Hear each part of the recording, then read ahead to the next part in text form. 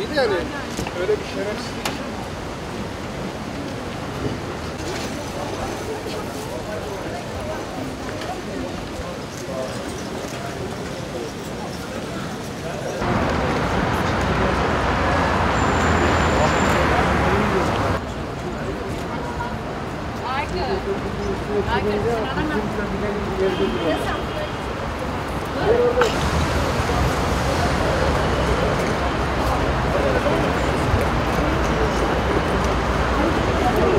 Yani bu dükkan sahiplerine, iş çalıştıranlara biraz yük olacağını düşünüyorum ben açıkçası. İşsizliğin de bu sebepten dolayı yani Şubat'a doğru bayağı bir artacağını falan bayağı bir düşünüyorum bunu. Çalışanlar hakkında işte işsizlik artacağından dolayı onlara da pek yaramayacağını düşünüyorum açıkçası. Doların da düşmesiyle malların daha da ucuzlaması, onun da yani satacaklarından dolayı işçilere daha az maaş verecekleri.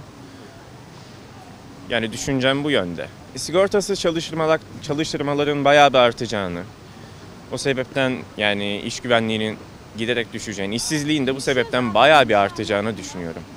Zamların artması önemli değil. Önemli olan belli standartla fiyatların insanların yaşanabilir hale getirmek. Yani siz fiyatı sabit tutarsanız, insanlar huzur içinde onu alabiliyorsa çok parası olması önemli değil. Önemli olan istikrar, fiyat. Sen istediğin kadar asgari ücreti arttır. Arkanı dönüyorsun, zeytinyağı 40 lira, arkanı dönüyorsun 60 lira. Sana %100 zam verse ne olacak? Yani sonuç istikrar. Dünyanın en güzel ülkesinde yaşıyoruz. Üç tarafımız denizle çevrili. Yazın İskenderun'da denize girenler Toros'ta kayak yapıyor. Dünyanın hiçbir ülkesinde böyle bir toprak, böyle bir zemin, böyle bir güzellik yok. Allah bize her şeyi vermiş ama maalesef hakikaten bazen zaman zaman ben de katılıyorum. Türkiye'yi batırmak için dünyanın her tarafından altımızı oymaya başladılar. Ve bu oyma ciddi anlamda büyük sıkıntı yaratacak. Yaratmak üzere de bence şu anki insanların yaşam standartlarına göre asgari ücret iyi gibi gözüküyor ama bu hayat pahalılığı karşısında biraz sıkıntılı. Asgari ücreti güzel verdi Erdoğan. Daha ne yapsın? Kılıçdaroğlu'na baksan hiç Erdoğan vermedi. Erdoğan daha ne yapsın? Verdin. Normal. Yok. Ben 79 yaşındayım. Ekonomi sıkıntı çekmiyorum. Ama şurama düğümleniyor. O kadar görüyorum ki etrafa. Sor bakalım çalışanımıza. Kaç çocuğu var, ne kadar ekmek götürebiliyor evine? Hiçbir dönem böyle bir şey yaşamadım ben. Çok teşekkür ederim. Vallahi asgari ücrete zam geldi ama benim için hiçbir şey ifade etmiyor. Çünkü hayat o kadar pahalı ki. Yani %100 yapılsa anca dengeye girerdi. Şimdi %50'lik zam sadece bu yapılan %100 zamın %50'si civarında. Daha geri kalan %50 var. Vatandaş ne yapsın? 4250 lirayla. Kiralar Ankara'da, metropol bak burası. Hemen hemen Türkiye'nin en pahalı kira Ankara'da. 2,5'tan aşağı normal bir vasat bir evde oturamaz bu asgari ücretli. Doğru mu? Bu asgari ücretli gidip köhne yerlerde oturmaya mahkum mu? O da ister değil mi? 2-2,5 milyarlık bir evde oturmayı, rahat, konforlu ama şu ücrette mümkün değil. Çoluğu çocuğu varsa okul masrafı şudur budur. Yani bu 4250 lira hiçbir şekilde yeterli değil şu şartlarda. Bizim patron vermiyor, asgari ücret vermiyor. Ben 20 senedir çalışıyorum aynı yerde. 2500 lira maaş alıyorum ben. Ne asgari ücret? Vermiyor. Hadi hayırlı işler. Asgari ücrete zam mı yapıldığını zannediyorsun sen? He? Hepsi işçinin cebinden gidiyor kardeşim. Bak bunun çözümü çok kolay.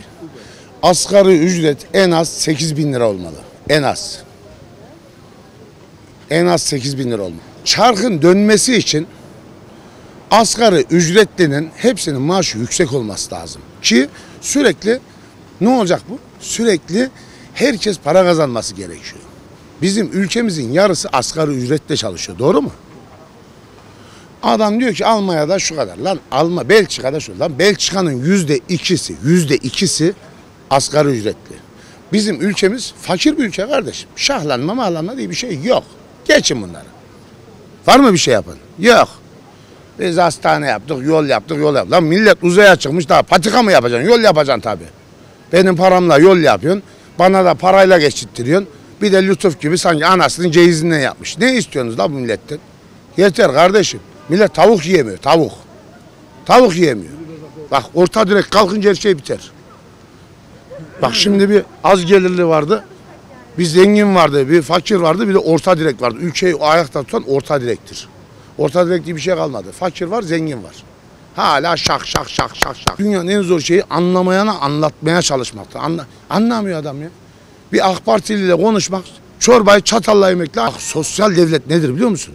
Vatandaşını aç bırakmamaktır. Git Avrupa'ya kıskanıyor. Avrupa senin neyini kıskansın? Şimdi efendim bu asgari ücret son yılların en yüksek asgari ücreti oldu.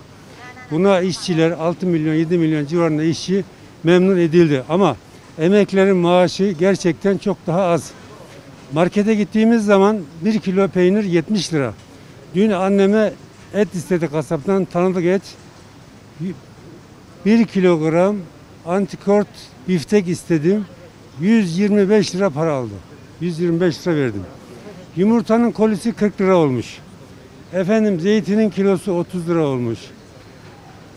Sanayağının bir tek adet sanayağı 12 lira olmuş. Şimdi dolara efendim endeksli TL ne demek bu?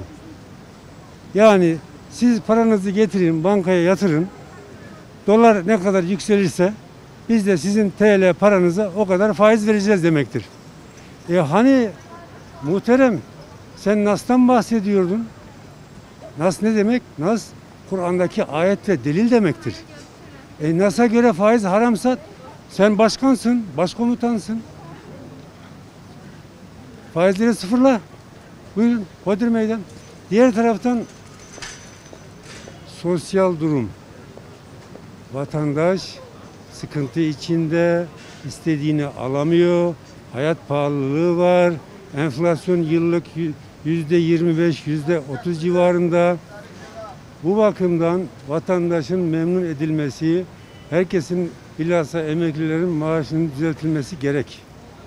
Bunu yapamazsa vatandaş büyük bir sıkıntı içinde olduğundan 2023 seçimleri 11 milyon emekli için Sayın Recep Tayyip Erdoğan'ın aleyhinde veya olumsuz bir şekilde neticelenir.